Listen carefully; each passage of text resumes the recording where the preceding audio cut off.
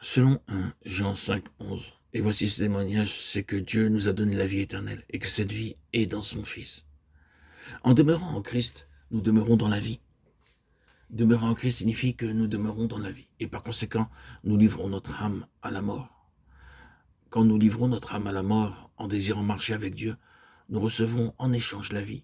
C'est pourquoi nous devons demeurer en Christ pour que s'accomplisse l'œuvre de Dieu, comme pour le serment sur le cep. Cette unité est donc une chose très importante pour chacun. Les problèmes et les difficultés de relation doivent nous conduire à mourir à nous-mêmes et non pas à porter nos regards sur les autres.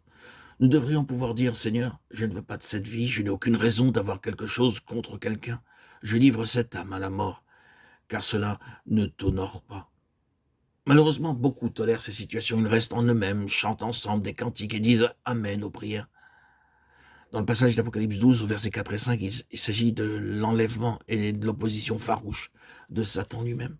Le dragon se tint devant la femme qui allait enfanter, afin de dévorer son enfant. Lorsqu'elle aurait enfanté, elle enfanta un fils mâle qui doit paître toutes les nations avec une verge de fer. Et son enfant fut enlevé vers Dieu et vers son trône. Le mot mâle implique la virilité.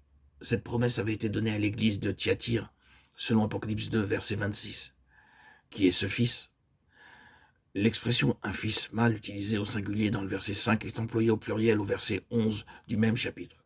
Ils l'ont vaincu à cause du sang de l'agneau et à cause de la parole de leur témoignage. Et ils n'ont pas aimé leur vie jusqu'à craindre la mort. Ainsi, ils ont livré leur vie à la mort.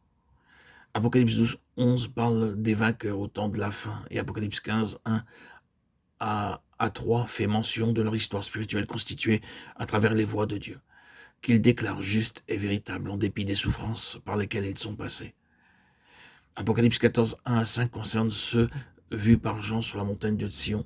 Ce sont des vainqueurs qui semblent avoir atteint une mesure spirituelle et une connaissance de Dieu telle qu'ils seront des prémices pour Dieu et pour l'agneau. Il est possible que des responsabilités particulières leur seront confiées. Ces vainqueurs des chapitres 11, 12 et 14, 1 à 5 partageront le trône de Christ pendant le millénium, Apocalypse 3, 21, 24. Ceux d'Apocalypse 7, 14 viennent de la grande tribulation. Ils se sont repentis, ressusciteront au retour du Seigneur, régneront avec Christ pendant le millénium et n'auront pas les trônes, Apocalypse 24. Si nous marchons fidèlement, le Seigneur ne nous promet pas une vie facile, mais une vie d'épreuve par laquelle nous serons testés. L'apôtre Paul fortifiait l'esprit des disciples et les exhortait à persévérer dans la foi, leur disant que c'était par beaucoup de tribulations qu'il nous faut entrer dans le royaume de Dieu. Actes 14, 22.